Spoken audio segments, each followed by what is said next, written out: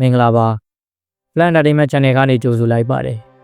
စီးပွားရေးစင်မပြေဘူးလားဗီဒင်သွားမေးလိုက်ပါကျမရင်ညံ့နေသလားရရမေးလိုက်ပါနာမည်ပြောင်းလိုက်ရင်ကံကောင်းသွားမလားကျွန်တော်တို့ပတ်ဝန်းကျင်မှာဒီလိုစကားမျိုးတွေကိုနေ့စဉ်နဲ့အမျှကြားနေရပါတယ်ဒါပေမဲ့ဗုဒ္ဓဘာသာဝင်တယောက်အနေနဲ့ကံကိုယုံကြည်တာလားဗီဒင်ကိုယုံကြည်တာလားဒီနှစ်ခုကြားမှာကျွန်တော်တို့ဘယ်လိုလမ်းပြောင်းနေကြသလဲတကယ်လို့ဗီဒင်ကရာရာကိုကြိုပြောနိုင်ပြီးတော့ရရကရာရာကိုပြောင်းလဲနိုင်နေဆိုရင်ကျွန်တော်တို့စူးစမ်းအားထုတ်နေဖို့လိုသေးရဲ့လားဖျားဟောတဲ့ကမ္မနိယမဆိုတာကိုပေးရောက်သွားလဲဒီနေ့ဗီဒီယိုမှာတော့ကန်တဲ့ဗီဒင်ကြားကရှုပ်ထွေးနေတဲ့ဆက်နွယ်မှုကိုအမတ်တရားရဲ့အလင်းနဲ့ခွဲခြမ်းစိတ်ပြသွားပါမယ်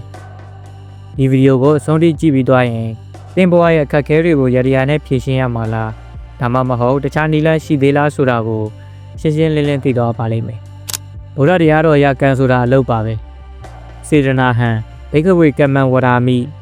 စေတနာပါတဲ့လောက်ရမှတ်သမျှဟာကံပါပဲ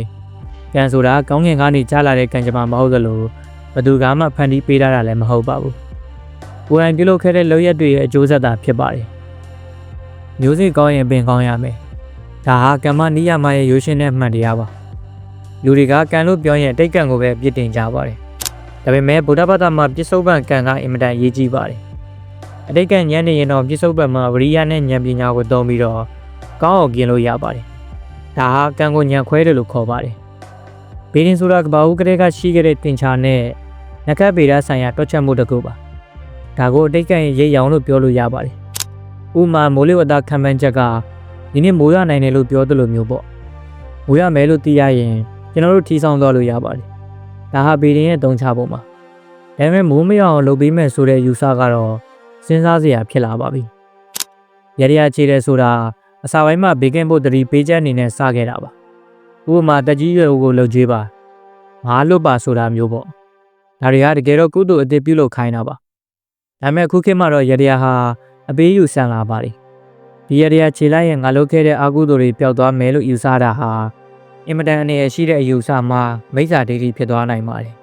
မြတ်စွာဘုရားရှင်ကနခတံပရိမာဏိတံအထောပါလံဥပိ္ပစ္ဆက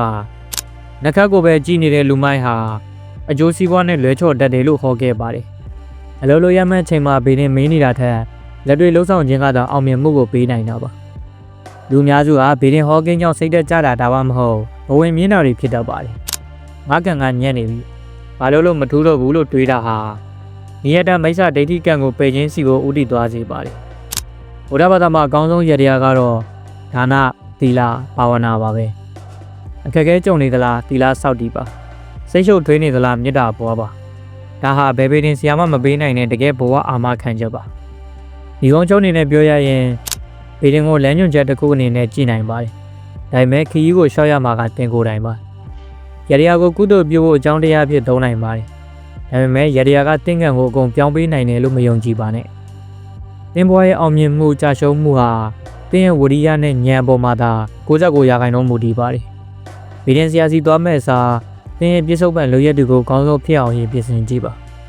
သင်ဘဝရဲ့ဇက်ဆရာဟာသင်ကိုယ်တိုင်ပါပဲဒီဗီဒီယိုလေးကိုသဘောကျရင်အယူလွဲနေတဲ့မိတ်ဆွေတွေကိုမျှဝေပေးလိုက်ပါနောက်ထပ်ဘယ်လိုစိတ်ဝင်စားစရာကောင်းတဲ့အကြောင်းအရာတွေကိုသိချင်သေးသလဲဆိုတာကိုလည်း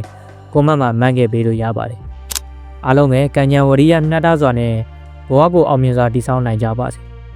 ဗီဒီယိုလေးတော့ဒီလောက်ပါပဲနောက်ဗီဒီယိုမှာပုံမကောင်းမွန်တဲ့အကြောင်းအရာတွေနဲ့ပြန်လာခဲ့ပါမယ်